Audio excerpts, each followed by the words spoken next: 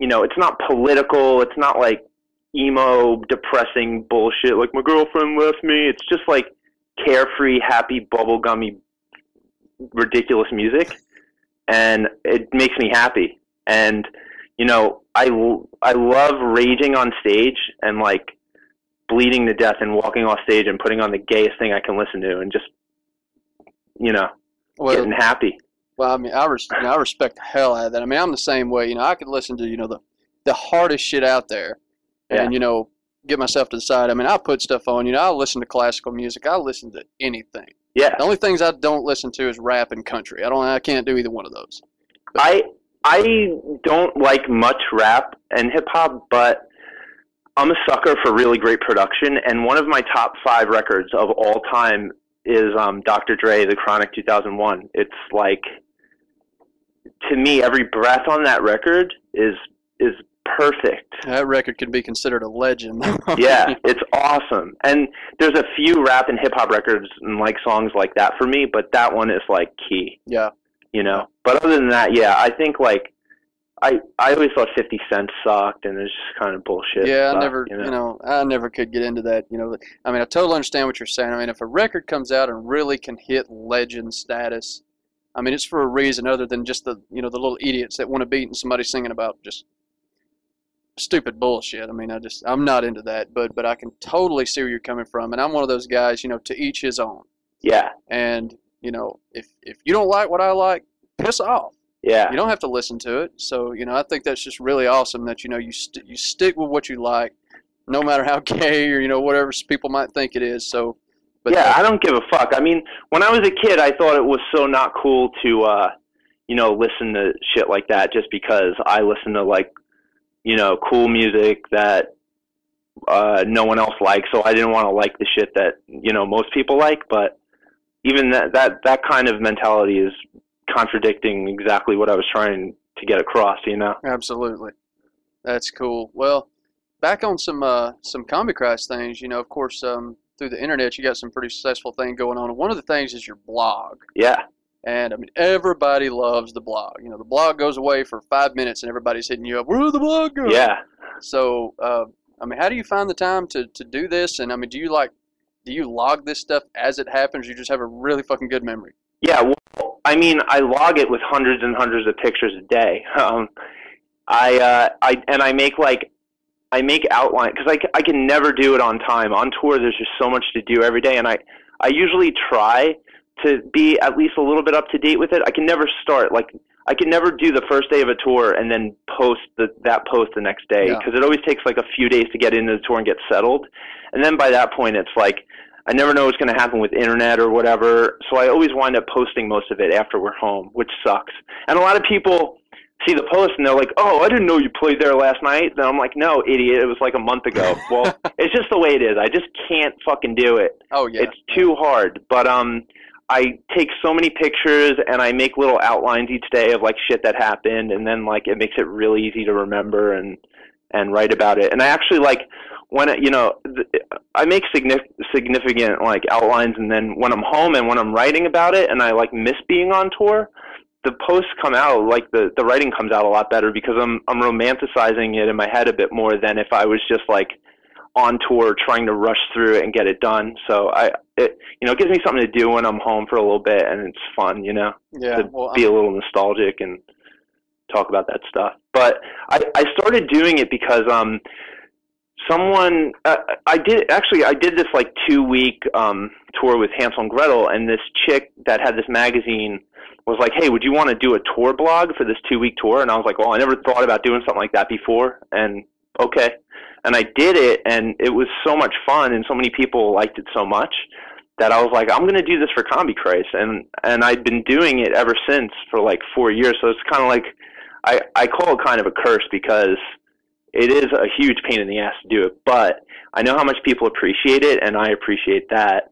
I think like when I was a kid and I was watching videos like music videos of bands that I liked, I always loved like the backstage on tour stuff more than I liked watching them perform, Yeah, that's what's so real about it. I mean, it's real, it's raw, it's more of what we're doing when we're not on stage type blog. Mm-hmm. And that's what I love, because I mean, it really gives you an opportunity to really see what's going on in your in your day, and it's really fun when you see one post a little bit later on of a show you've been to.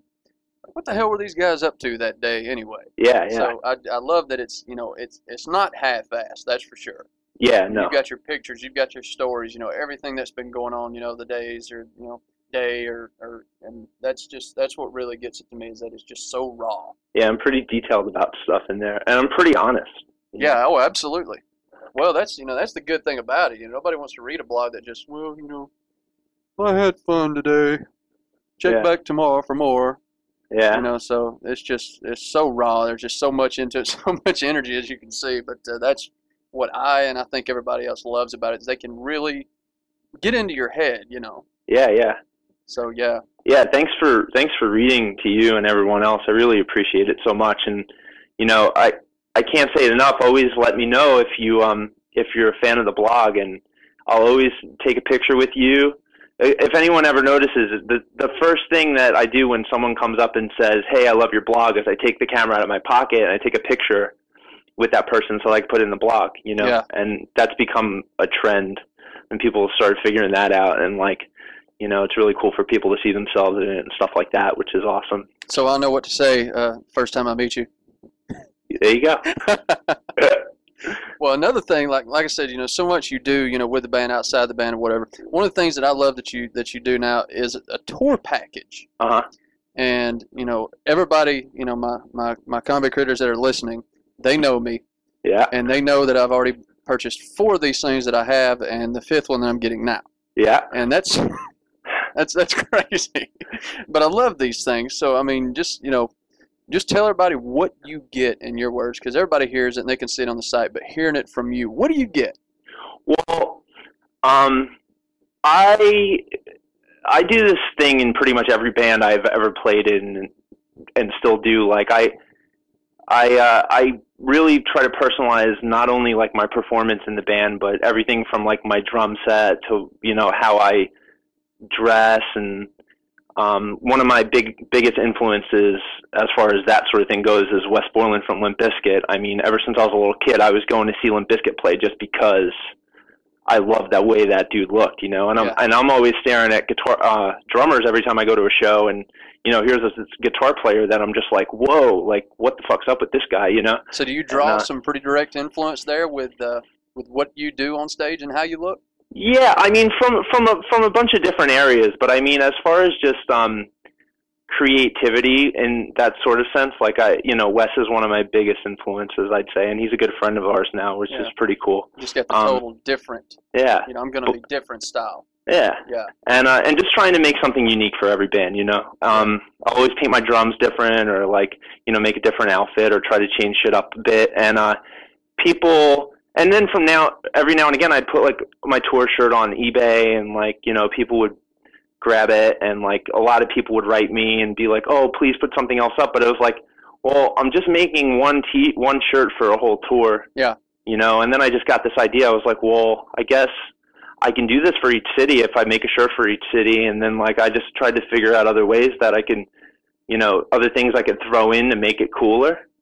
Oh yeah. And I got the shirt I make for each city and that I wear during the show.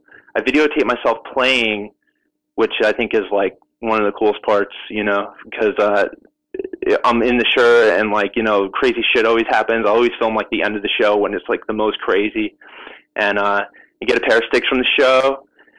And what else is in there? Unicorn for my drum set. Yeah. Every show, at the end of the show, my drum techs are coming back freaking out on me like, you gotta not keep that fucking unicorn on your drums anymore, because everyone stands around for an hour screaming for the fucking unicorn, and like, and I'm always like, don't give it out. So it's like my lucky unicorn. So I went out and bought like fucking 100 unicorns. So I put a little unicorn on my set every night that whoever gets the package can have that little guy too. And I don't know. Oh, a picture. You get a picture of me. Picture. I sign a little picture, write a little note to you. Well, I got a story here. I took a guy to the Atlanta show that he came with us, and y'all just started throwing shit out afterwards. Uh-huh. And I think we caught like one of the water guns and water bottles and drumstick and all kind of stuff like that. And a unicorn came out. Mm-hmm. And it was one on a stick. Okay. And the guy we brought actually caught it. And they ended up taking it back from us. Like, you can't have that. That's Joe's personal unicorn. Right. And they took it back, and he's been wondering ever since then, why the hell did they take my unicorn away? So that's it. It was one of your personal ones? Do you know who took it back? Was it Bobby?